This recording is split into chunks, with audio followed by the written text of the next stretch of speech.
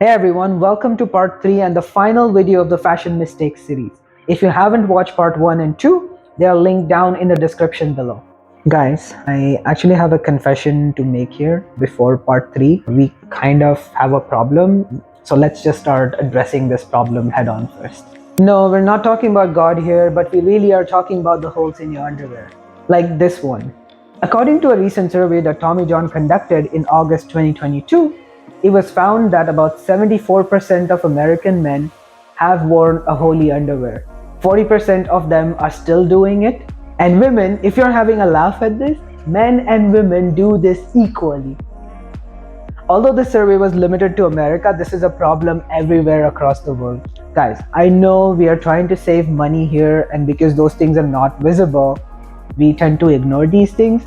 But for your physical and mental well-being, that underwear is torn for a reason and it needs to be replaced. So please do that when you can. We all have our favorite t-shirts, and sometimes some of them are gifts or they are memorabilia, which even I don't want to throw them away. But there comes a time when every legend has to retire. For instance, a white shirt that does not look white should not be worn in public.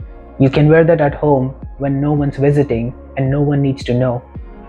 Similar case can be made for a black shirt, which when starts looking powdery has served its purpose and needs to be retired.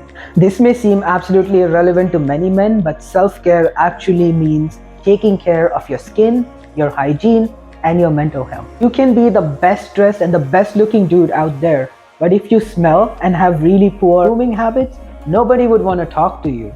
Hell, people won't even come near you. It doesn't matter how smart or how good looking you are. So always make sure that you're practicing the right kind of skincare, grooming, and hygiene routine so that you project a powerful image of you.